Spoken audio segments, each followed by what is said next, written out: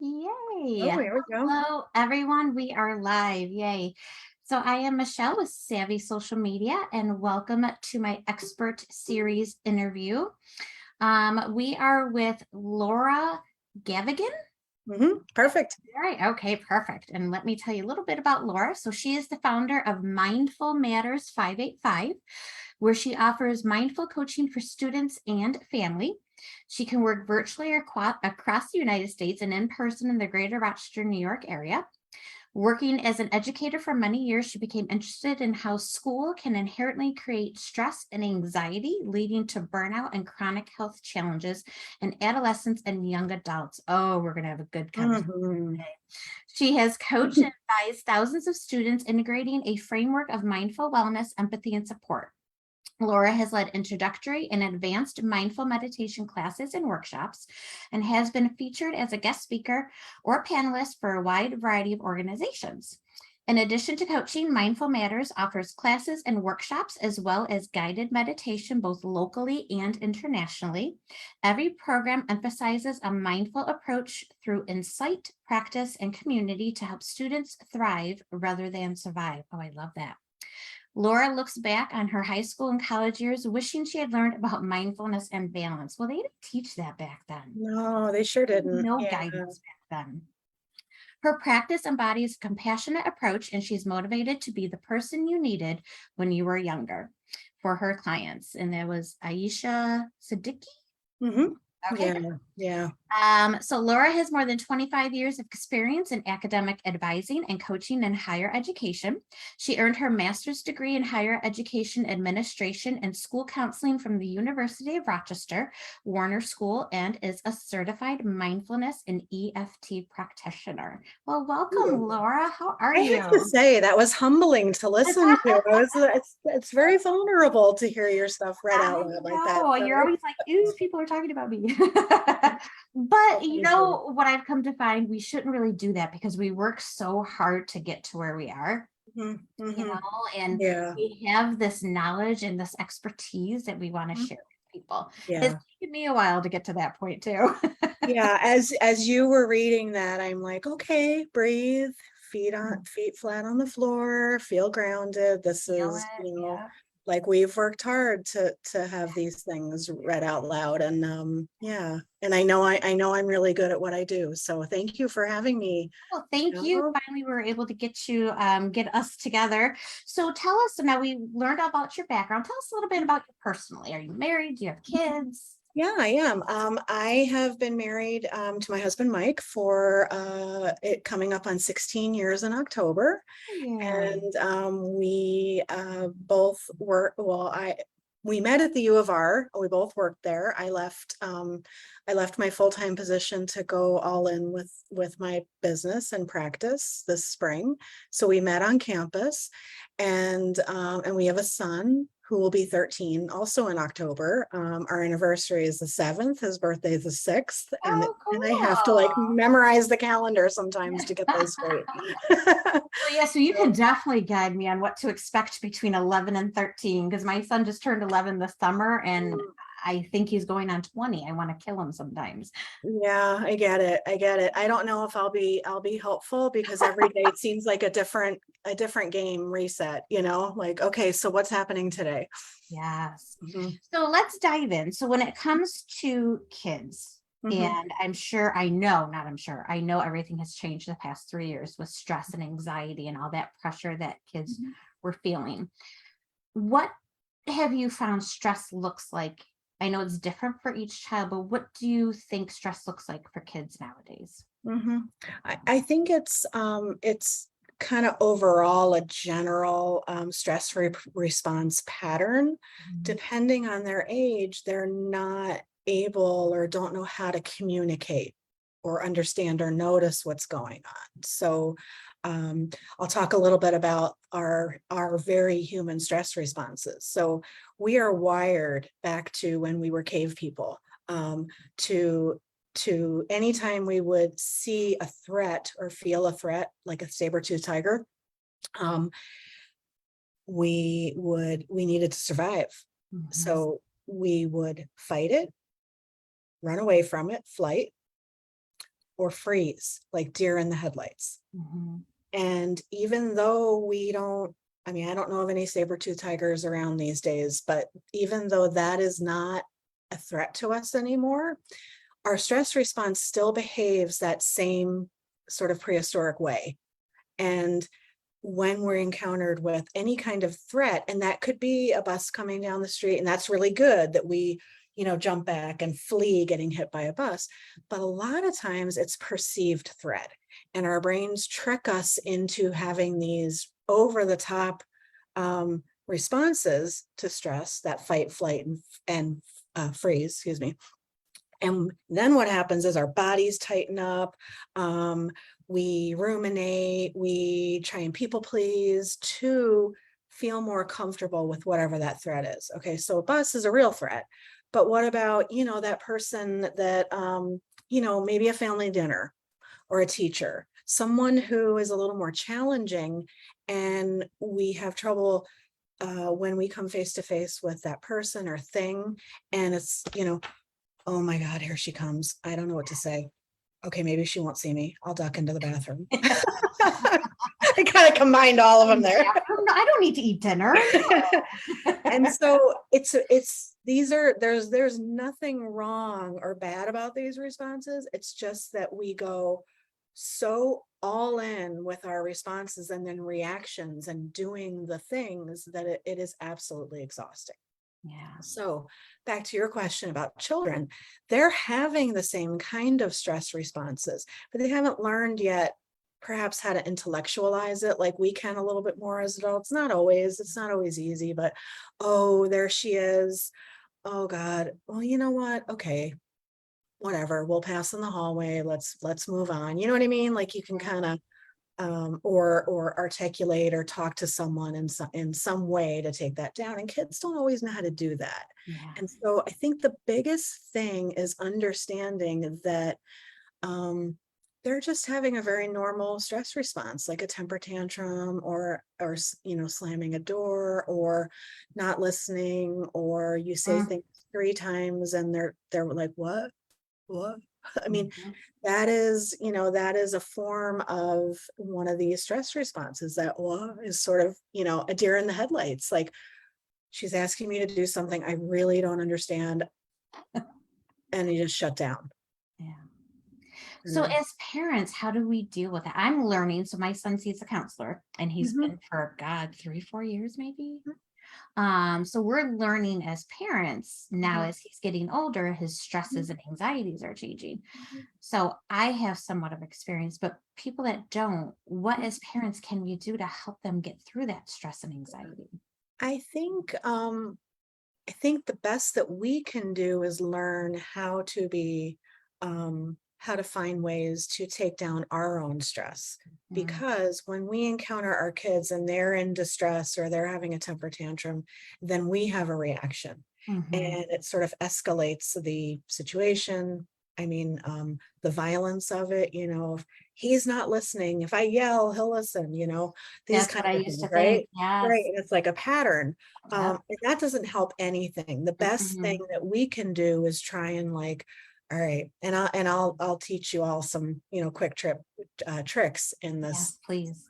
time, but a way to sort of say, okay, I feel myself escalating and I want to yell, noticing it, and then breath or some way of grounding or, saying, I'll be right back. I'm going to walk over here and just, I've like learned to that walk counting, away that now. counting to 10 is like a cliche, but it's really a form of mindfulness to say, Yes. okay, stop, let me find some space before I react. Yep. Then we take it down and then we can take it from there, whatever the best follow-up is. And it's not to say that we allow, things that they'll hurt themselves or, in our house, it's not always easy. I can't do it all the time, but like our big rules are, no matter what, respect and kindness. That's what we teach our son to for everything, everybody. Mutually, Mhm. mutually. And, Yes, it's not definitely. 100%. We're all human.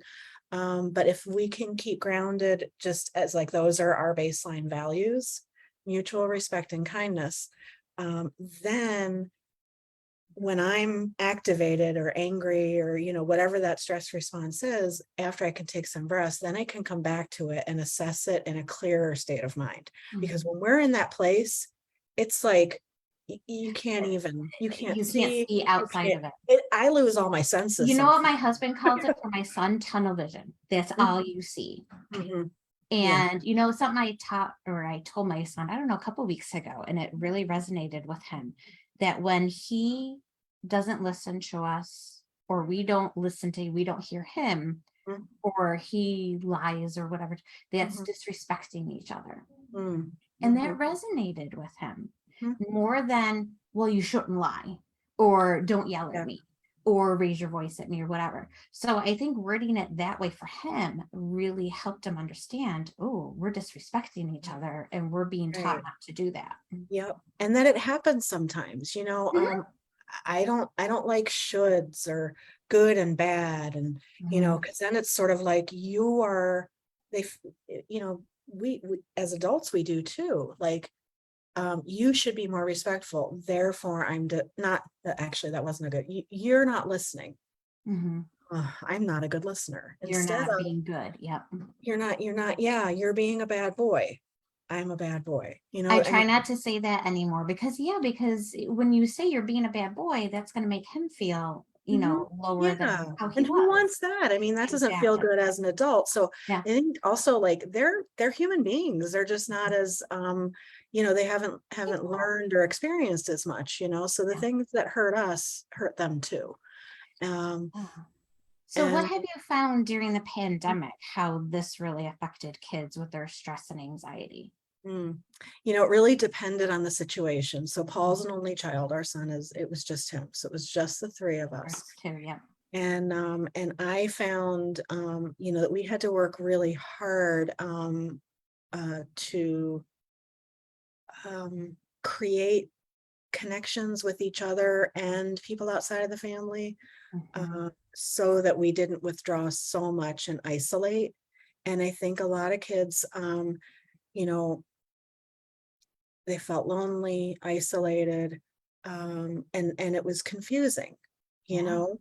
We Not can only for us, but for them. It was Right. hard I mean, for us to handle, yes. Can you but for a imagine like kid, not having, the worldview or yeah. the education and experience to, kind of keep it At together? first, he thought it was free reign. Oh, I don't have to go to school. I can Me sleep too. in. I'm like, no, you're still going to get up and learn. Mhm.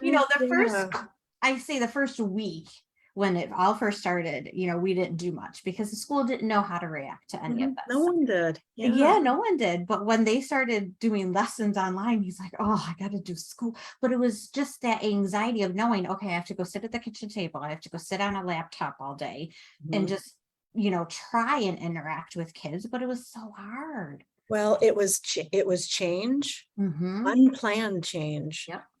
And I mean, Not everyone normal. experienced a collective trauma in the world from this, Mm-hmm. and I don't say those words lightly, Yeah. I mean, Well, it, I thought of it as grieving what we used to have. And now Mhm. it's starting to come back, but it's still different. Mhm. You still Yeah, see people wear masks, which is fine, and you still see people, not hugging or kissing, and you miss all of that.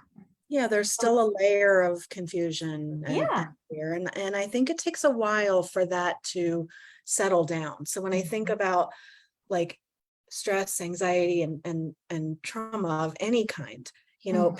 picture like a glass of water that's filled, maybe a third with dirt. Okay. Mhm.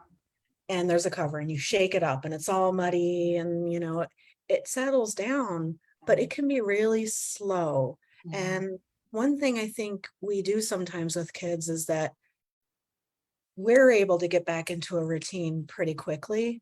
They're really not. And so we have to give them some grace and some empathy, with also like, and we're all going to get into a routine together. So Mhm. starting like right now, here's what we'll do. What do you think?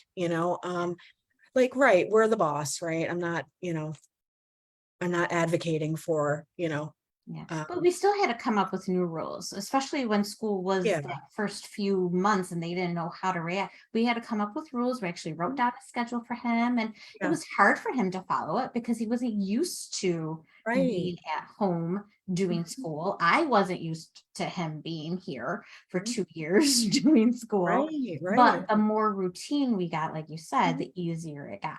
You're right, right. So So how did I you think go ahead? knowing that it's not an instant change or Mhm. transition, um, for anyone. And my whole mantra, like right at the shutdown was like, okay, first it was a little bit like rocking and shaking, like everyone's doing their best, everyone's doing their best, Yep, yep. And it including was hard for myself. the kids to understand that the parents had to adjust too.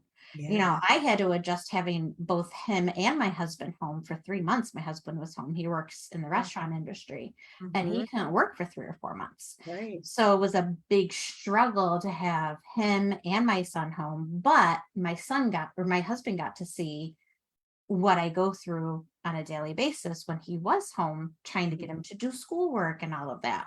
Yeah. So now that school is starting Mhm. again, have you talked to parents on how to, and we've been in school a year now with in person. Have you talked to parents on how kids are handling stress for school now that school's sneaking back up? Yeah, it's kind of all over the place. I think some kids are, depending on their personality, and they've really been craving that routine and the other things that they get in school, like Mhm. community and Yes. support and My son can't wait to um, go back to school. Actually, he's yeah. not and he can, because he Mhm. was in summer camp. So he had that community still of kids. But, Yeah. now he's off for the next couple of weeks and he's like, oh, it'll be nice I'm excited for school. Yeah. You know But how he I still think has every anxiety. summer it's a bit of a transition to go from summer mentality and routine and things to school? Just picture it like the dials turned up, the volumes turned up on it. And Mm, so to kind of go easy on ourselves and them, to maybe start a little earlier talking about it. So it's not like, okay, yeah. today you're getting on the bus. Yeah, we usually start our new routine, or not new, but our routine for fall. We usually start that like a week or two ahead of time. That way he gets used to the bedtime again. Yeah. Not the getting up so early, but going to bed and, making whatever our nightly routine is. But he'll know ahead of time, okay, you got to get up at this time. You got to make your lunch. You got to do this. You got to do that. So I think I even tell him once we get back into routine, things will be easier for Yeah. us because Yeah. we're home now, but we don't do a lot of family dinners anymore because it's summer. We want to go out. Right. Right. So how can parents adjust as well when it comes to back to school and their kids? One of the best things that we can do as parents and family members and sort of grown-ups in general is to model behavior of um, being human. Mm, And what I mean by that is not being perfect all the time. It's yeah, impossible. It's impossible. it is. But to know um, when when we're feeling things or thinking about things, to talk about it and normalize it. You know what I mean? Like, Mhm. hey, I'm feeling really run down today and it's making me a little sad. Like, how are you doing today? Yeah. Um, I know, Michelle, you said earlier, growing up, like we didn't really talk about that stuff. It was like, you Mm. do this, you do that, and go on your way. I think there's a nice middle ground so it doesn't have to be like feelings.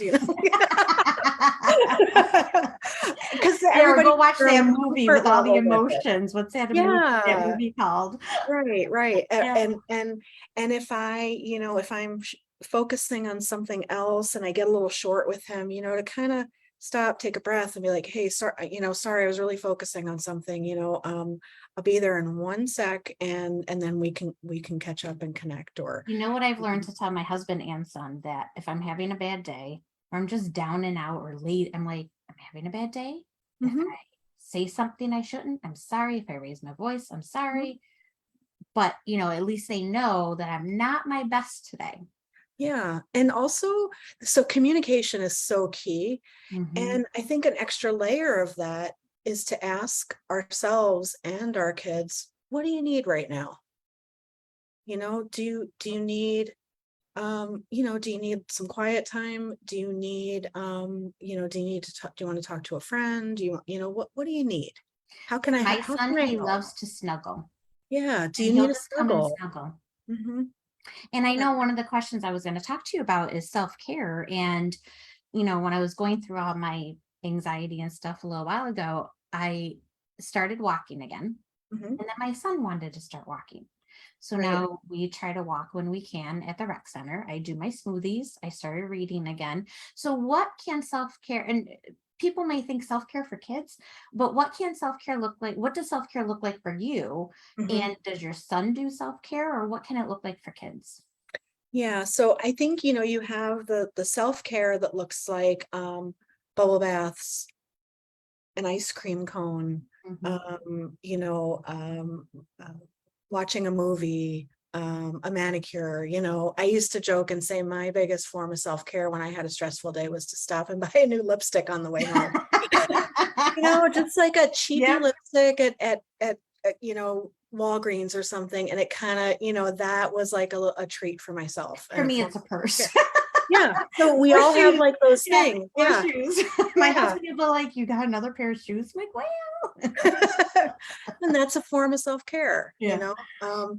and there is a balance with that too. You're spending the mortgage money, that's beyond Yes, self-care. yes, That, yes. then we're getting into like some Oh, I addiction. go for deals. Don't worry. I know how to shop for deals with Yeah, yeah. coupons and such. Definitely wasn't implying that. Yeah. And then as I kind of got more into um,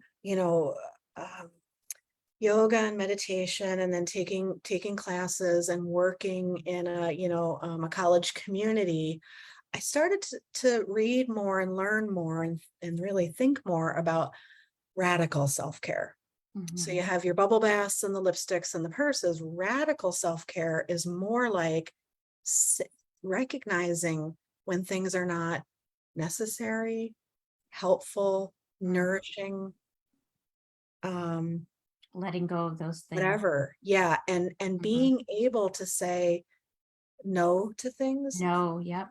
and maybe yes to things that make us uncomfortable or a little scary. Um, Mhm. 5 years ago, I was asked to teach mindfulness classes, and I was terrified. And I'm like, okay, I'm gonna start saying yes to things that terrify me. I And did that with public speaking. yeah. I hated as a kid, or even as a young adult, being in front of people and speak. Mhm. And then once I did that first public speaking event, then I was okay. Because when we sit with discomfort and get through Mhm. it, next time we're like, oh, I did that, I can do Yeah. that. Yep. So same with kids, maybe it's not the same things, but you know what brings them joy, and ask them too, you know. So when you have a bad day, what cheers you up, you know?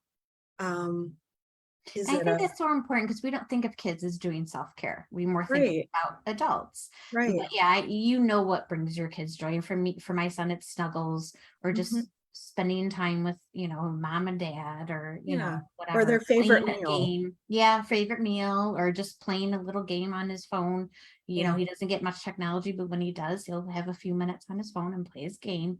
But Mhm. yeah, But yeah, you Yeah. don't think about that for kids. You really don't. You think, oh, they're a kid. What pressures do they have? They have a lot of pressures. And I Mhm. think kids always have. We talk about, and I'm not sure about this, if it's harder now or not, or if it just looks I different. think it is. Yeah. I think it is. Well, at least with my son. So my son was diagnosed with anxiety and compulsion disorder. We knew he had it, but he was officially diagnosed this year and he started taking medicine. But I think for him, the anxiety is just what other people think. And I'm Mm, trying to teach him now mhm, that because he bought a pair of Crocs, they're rainbow Crocs. mhm, And somebody said to him, well, maybe you shouldn't wear those mm, because they might think you're gay. mhm, And he said that to my son, and I'm like, really? mhm, And I said, do you like those shoes? He's mhm, like, yeah. I said, well, then that's all that matters. I mhm, don't think it matters what somebody else thinks or what other people may think if you wear those. He mhm, liked them because they're bright colors and he mhm, wanted something bright to cheer him up and make him happy. mhm. And I didn't like that that was said, but I think these kids nowadays are just bullied more.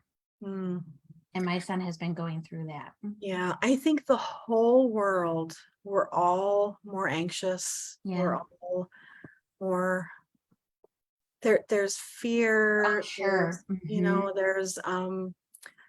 there's divisions, there's difference of opinions, and all different kinds of things. And I think everyone, remember earlier I talked about that volume being turned up. I think the volume is turned up for everyone, and so it's like this collective tension. Distress. Yeah. Yeah, and so I do think that is a thing Yeah. now more than ever. And I truly believe that, like, acknowledging that and normalizing it, and finding ways for us, for ourselves, and for people around us to be like, yeah, I know, kind of feel that way too. Like, I can't settle down. What do you do to settle down? What do you do to sleep at night? And I mean, there's a lot of things that help with all of these, stress responses and how it affects our lives. Yeah. And I'm not saying mindfulness is it's not the cure all, What is mindfulness? Well, we should have started Okay. with that at first. Yeah. What is mindfulness to you? Michelle, before we go there, just Yeah. I want to just say that I think what you described with your son is so beautiful, really. Like, and you're instilling in him like a radical self-care. Like, I know I like this thing. Yeah. And you know what? People are going to say what they're going to say, and I can't control that. Yeah. But I can respond or not. And you could be We're like, "So teaching what would?" him to not respond right now Uh-huh. because kids have been bullying him, unfortunately. And we're teaching him right now until he learns to deal with it, to just walk away. Okay. And that's all I think he can handle right Yeah, now. to not engage. That To not is engage. a great Yep. It's strategy. not that he's weak or whatever, but Nope. just not engage right now. And then we deal with it as a family. And, Mhm. again, this has been a tough 3 years for everybody, Yeah. but he's learning to cope to be in front of people again. And we had death in the family twice during COVID. And I think it's just been a lot for everybody, Yeah. Do not and engage is a good. especially kids Mhm. And adults and too. adults. Yes. Really, Yes. if you know that spending time in a certain place or with certain people or a certain thing is going to agitate, upset, be Don't painful, do it. you know what? You don't have, I've learned to this not. is a quote, you don't have to go to every party that you're invited to. You I don't. said to my husband, I said, oh my God, I miss COVID because there's been so many parties this year. It's been ridiculous. You don't have to go to all of them. But he's the one that wants to go to all of them. So we do. Yeah. But then, in the end, I'm like, oh, okay, maybe it was a good we went because we were with people. I do miss being with people. And I actually put out on Facebook, and a bunch of people responded, since we haven't been going to coffee shops lately, who wants to get together for coffee? And I had people respond because they just want to get together nowadays. And then I overschedule myself because I'm in this, like, I I'm want to trying do not all the to. things. I don't want to do Yes. any of the things. Yes, I'm trying not to because I'm a homebody. So really COVID didn't bother me that much. I had always loved being home. I still do. So COVID didn't bother me that much. Yeah. But I miss being with people. Yeah. So now I'm starting to meet with people with coffee, and especially once my son goes back to school, I'll have more time again. Yep. So back to that question, what is Yes. mindfulness? Okay. You should have started with Mindfulness that first. has a really very simple definition. And I'll say it slowly and then I'll repeat it. Not to be condescending. No, because you want people to take it It's in. very simple and yet really complex. Okay. So mindfulness is about being in the moment with curiosity and without judgment. Being in the moment with curiosity and without judgment. Okay, what does that mean? Our brains are all over the place most of the time. Okay, most of the time in any given moment, we are thinking about what happened earlier today, this week, this month, a lifetime.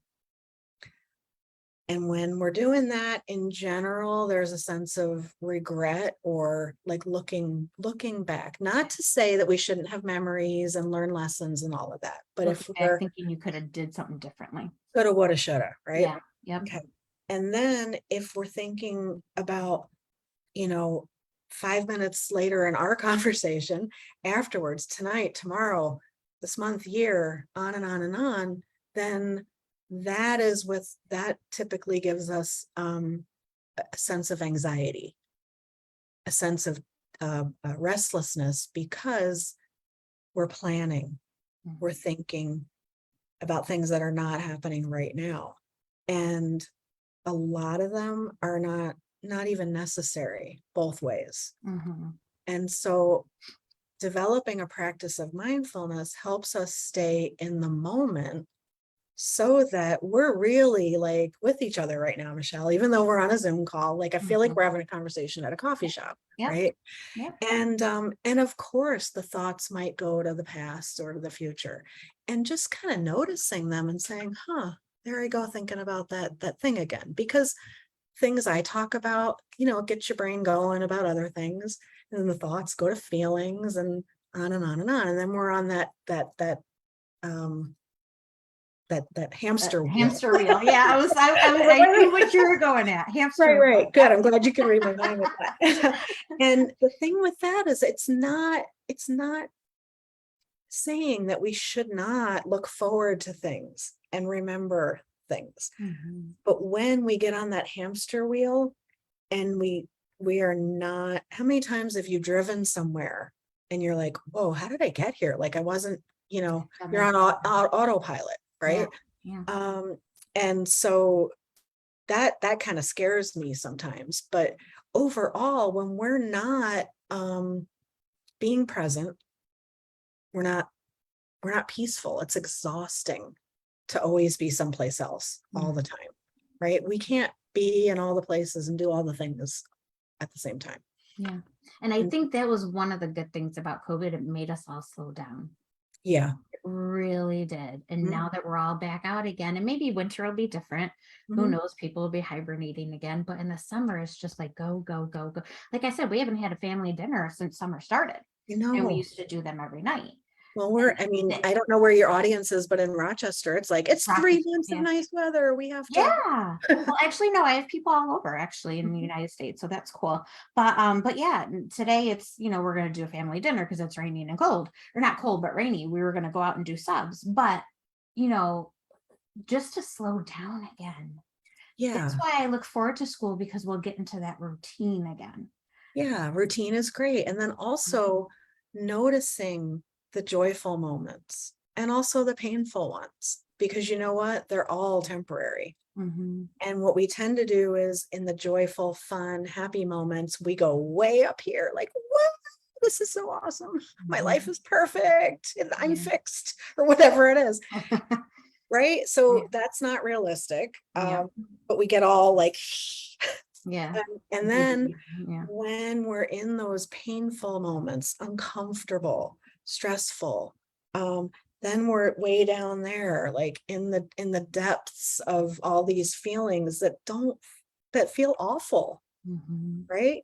And so knowing that both of those things are temporary, and noticing when we go high, high, high, or low, low, low, and trying to come to not neutral, not flat, but more of a, wow, this is really great. I'm enjoying this. I wonder when I can do this again, or I'm really enjoying this person's company, and this feels really nice, right? Yeah, today was actually, so my son has been at summer camp all day, every day for the past month, 2 months. And this was his first week home. Well, yesterday he went out. Today was just him and I, and we just laid around, did nothing all day. We laid in my bed, we laid in his bed, we watched TV. That sounds like heaven. Yeah, we kept going back and forth. I didn't get anything done that I wanted to today, like laundry and dishes, whatever, who cares? You know what? They'll get done. That's what I said. I said, I didn't get anything done today, but you know what? It was worth it. You did get something done. Yes, I had that time with him. That's what I said. We're not going to get this time back together again, because doing nothing is doing something. Yeah. And so in this particular circumstance, you were absolutely doing things, right? And it felt good just to Uh-huh. stay there with him, because I even said to him this morning, we always snuggle every morning. And I said to him, because we haven't done it in the past couple of weeks, I've missed this. Mhm. And at 11, what boy wants to snuggle? I don't know if your 13-year-old still loves to snuggle, but what 11-year-old wants to snuggle with their mom? And he still loves to snuggle. And I Good. keep that up Enjoy every time every he wants to do moment. it. Yeah. Yep, yep. So what are some tips? Because I know you'd mentioned you'll give us some tips. What are Mhm. some tips to get through the stress and the anxiety as a parent, as an adult, as a Yeah. kid? What Well, can we the words you use, getting through, do? Mhm, we get through things, we survive, we endure, right? And that, when I say that, it feels heavy and stressful. Okay. mhm, So instead of getting through and surviving, if we can kind of establish some habits and some little tricks that you can do anywhere. mhm, So for the example of that driving when you're not noticing, to take a moment, maybe when you're stuck in traffic. And for me, feelings get really escalated. I'm from New Jersey. I learned to drive in New Jersey, so it was a little aggressive. Can't be Through like the that here in years. Rochester. So, I used to, when I get stuck in traffic, my mind would go, I'm going to be late. Da, da, da. Oh, that jerk Mhm, cut somebody off, and move. yeah, And a helpful practice is this thing called just like me. Just like me, they're stuck. Just like me, mm, they're worried about being late. Just like me. And so um, I think a recognition of sort of, our shared humanity and connection. mm, And it takes that anger down, like, take a breath. There's really nothing you can do. And looking over, and it doesn't, you don't have to engage with the person in the car next to you. Just kind of glance over. Yeah, that guy's just like me. He wants to get home and have dinner with his family, or mhm, whatever the thing is. mhm, So that's a little thing we can say to some self-talk to ourselves, and if we're really, really activated, driving along and driving too fast and trying to get somewhere, noticing it, taking a breath, and then no, I think noticing is such a really big skill here, like clutching the steering wheel, you know, like, "Ugh." And so, okay, I can hold on to the steering wheel without, gripping it like that, or my mhm, shoulders hunched up. We put ourselves through all of these extra layers with stress that just harm us and make us sick. Okay, so that's one thing. I'm just looking at the clock. I know we still have a little no, time, you're good. because I'd love to kind of end with a closing meditation, and Yes, that would be awesome. not talk anymore, so Okay. that people can take that with them. Do you typically, Michelle, open up for questions at all, or? There's nobody online with us, but let's see. Okay. Nope, they'll probably just respond after the fact. Okay, Yeah. yeah. So one practice that I find extremely helpful in any given moment is a practice called belly breathing. So remember, I was talking about all those stress responses with the flight, fight, and freeze. That's our sympathetic nervous system kicking in. And that's what we learned as cave people to protect us. We're wired to protect ourselves, but Protect, yeah. not everything is a saber-toothed tiger. And Mhm, really nothing is. The bus, okay, maybe. You want to step back. yeah. Um, when those stress responses come in, the sympathetic nervous system creates all of that, fists clenched, shoulders up, Yes. um, Tighten yeah, it. holding our breath. Yeah. Mhm. And I and clenched my jaw. you do, right? So you're gearing up for a fight, Mhm. right? Like it's a shield. Yeah. And I don't know if you've had chronic pain with that. Um, Luckily, no. I try to catch myself when I feel myself doing it, mhm, but I do feel myself doing it all the time. mhm. Yeah. More when I'm stressed, yes. I have found myself holding my breath when I'm focusing on something. It's not even that it's stressful. I'm like, oh my God, breathe, girl. Okay. You're into it. So, so when our sympathetic nervous system is like, chung, chung, chung, chung, all through our body, and I just made that up. There's a way that we can take it down to enact what's called our parasympathetic nervous system. And that's the calming, the serotonin, the things that calm us down and bring us more ease and joy even, right? Mhm. So, Michelle, practice this with me right now, if you would, if you feel okay with it. Okay, you can't see me, but put one hand on your belly and one hand on your chest, like wherever, like your heart area, okay?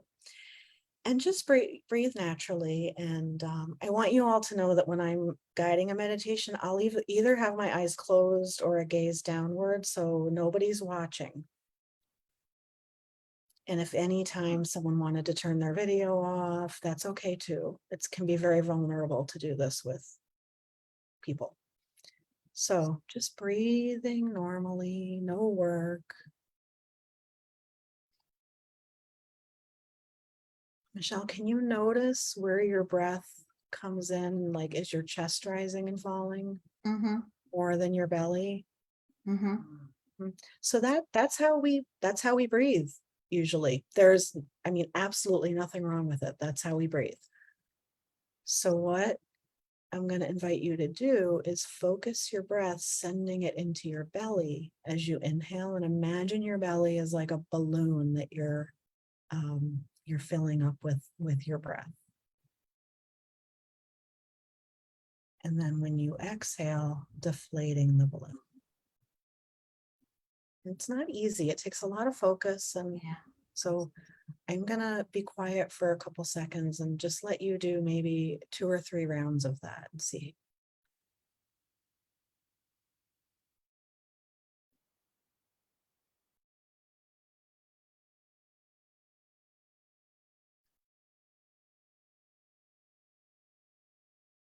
And whenever you're ready, I'm going to open my eyes and you can too and come back to our space together. Okay, so that belly breath enacts our parasympathetic nervous system. Makes you feel calm. And yeah, do you feel anything? I Do feel you? calmer. Yeah, I mean, it is one of those things that is so generally easy to do anywhere. It's easier if you're lying down or you have like comfy pants on. Like I have jeans on right now and I'm like, I oh. do too. I got jean shorts on. Yeah. So, we'll put that out there. Yeah. But in general, easy and comfortable and anywhere you can do this. Like you could be in a stressful situation and do this. And it's like, nobody knows. And it's funny because when my son first started seeing his counselor, he Mhm. had a lot of anger built up. Mhm. And the first thing she taught him was breathing. Mhm. That's The the breath first is thing she taught him. so powerful. And I can't teach you everything in this hour, but there are so many skills to help with that. Simple everyday things like that. And you said you felt calmer and that was immediate, right? Mhm. So it's something that'll help in the moment anytime. And that is really helpful for falling asleep at night because that's a time when we're exhausted, but then it's like, yeah, all the thoughts and things and right. So being a, just saying to yourself, you know what, I'll do a little belly breathing. And it does a couple of things. It enacts that parasympathetic nervous system and those calming, you know, enzymes and things in our body. I'm not a neuroscientist. Okay. So just, let's put that out there. The other thing is that you are really, you have to focus to do that and keep your attention on your breath and your belly. And when you have your attention so laser focused on something, it's not really possible to think about the things that happened earlier today or the things that are going to happen tomorrow. So it's kind of a double-pronged way of practicing mindfulness to help settle. So what made you start your business? Mm. We all have a story. What's your story? My story is honestly, during the shutdown, I was feeling very, very burned out and tired. And I needed to really kind of assess what I wanted to be when I grow up. Um, oh, and I should back up a little bit. I was having some health issues. I had an emergency back surgery that I am convinced now was related to the enormous stress and schedule and nonstop that I was keeping, Mhm. without even realizing it. So I had that personal health experience, and working during a pandemic, but in general, I was feeling very burnt out. And that was coming up on 2 years ago.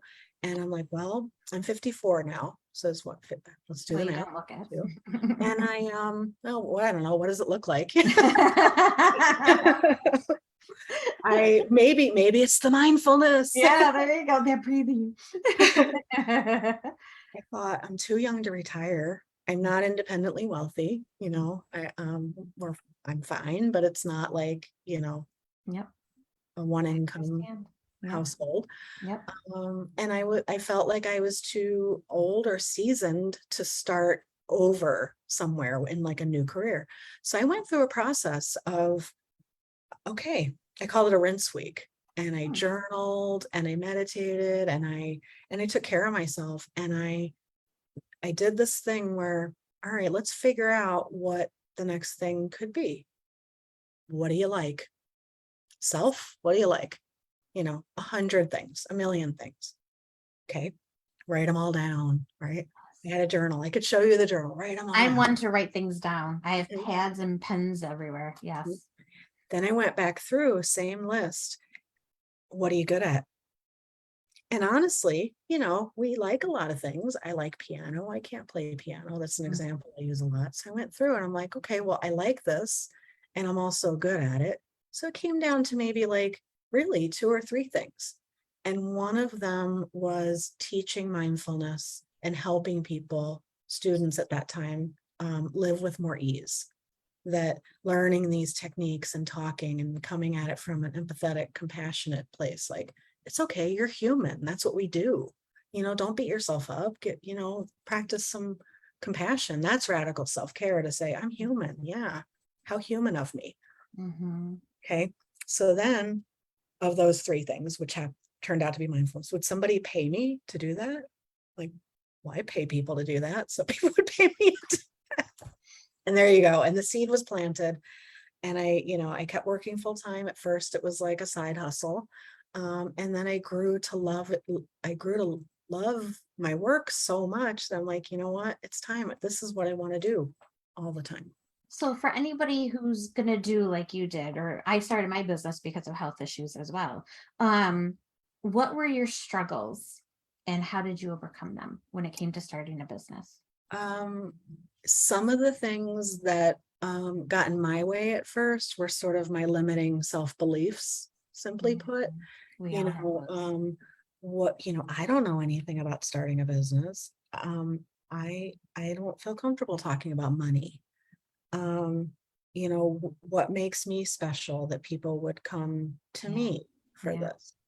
And I got some really good advice when I launched the business. And so the seed was planted in October. It didn't officially launch till the following May, Sorry, because flying. I was like, how do I start a small business? So like doing all the things.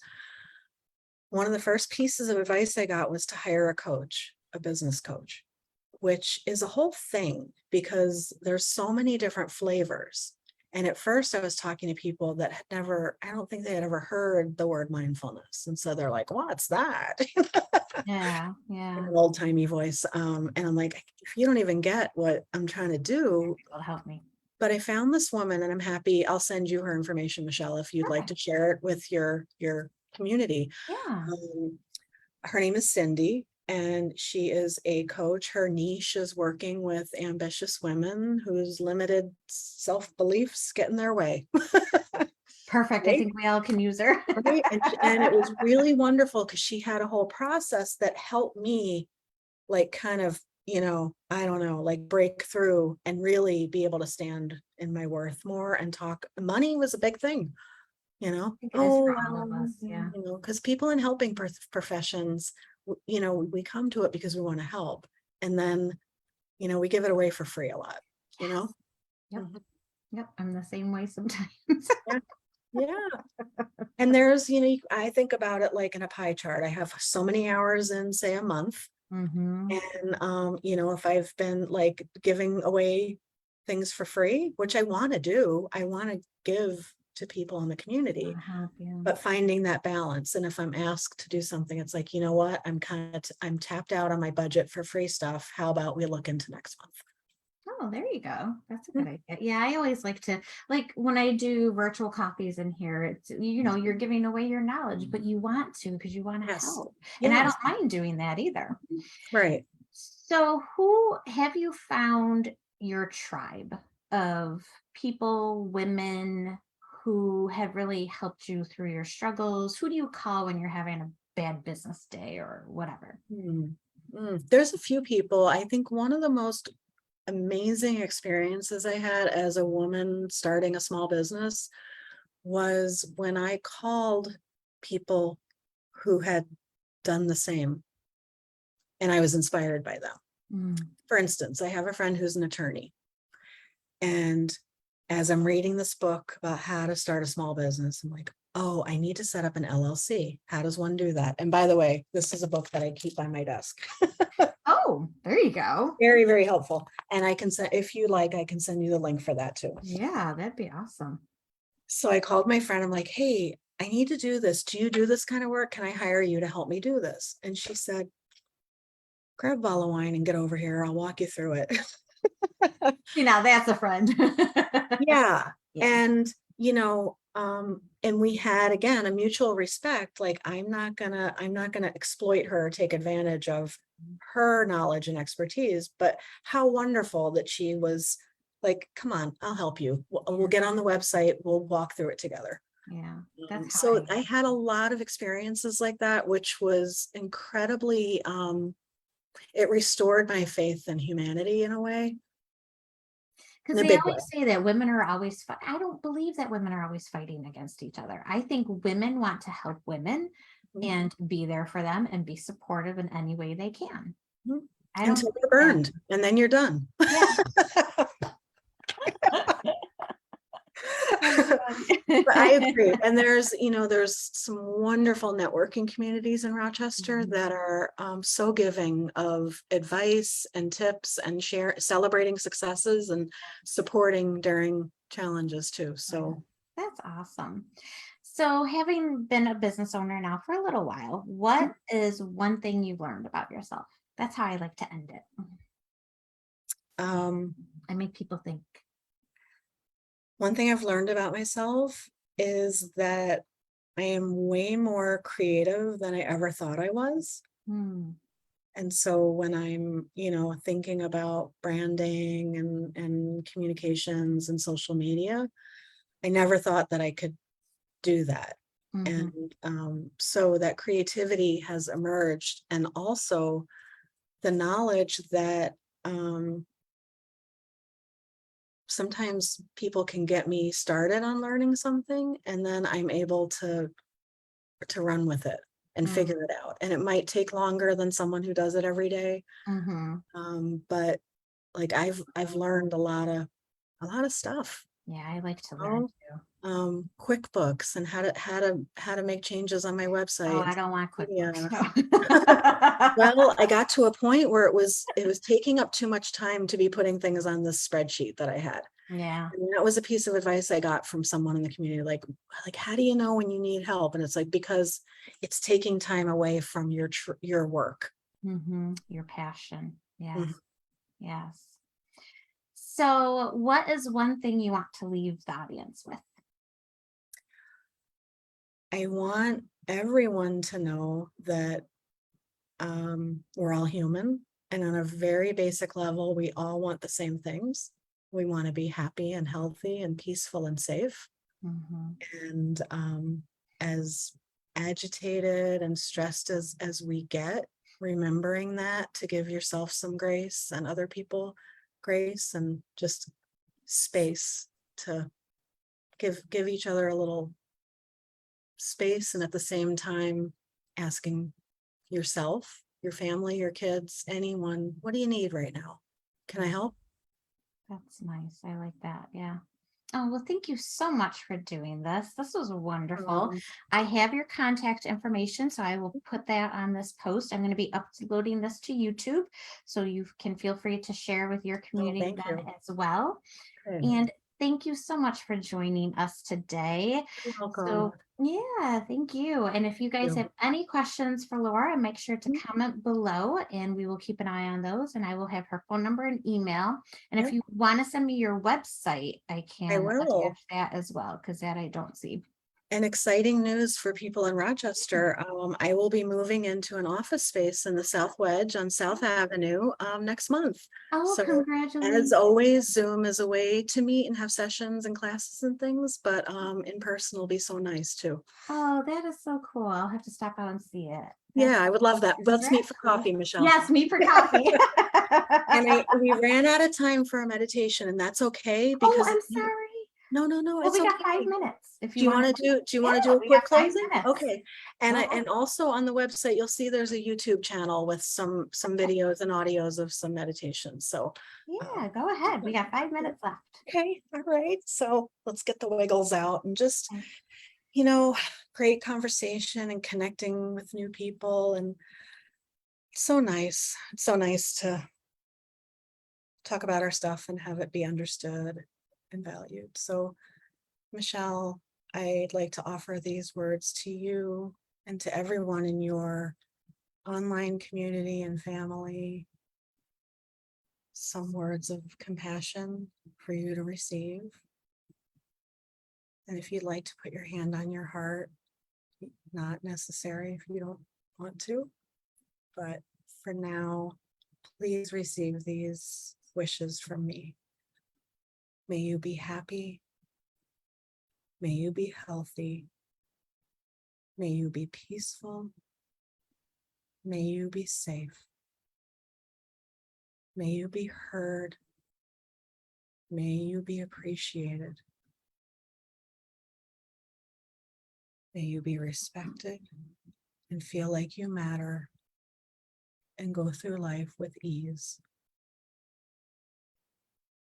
Go ahead and take one deep breath in through your nostrils and sigh it out.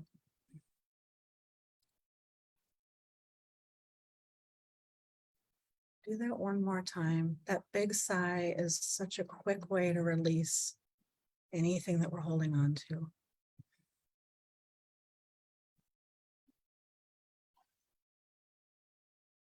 Whenever you're ready, open your eyes and That was nice. Thank say you. farewell. Yes, thank you so much. And I Thank will you. talk to you all soon. Bye, Okay. everyone. Bye. Bye.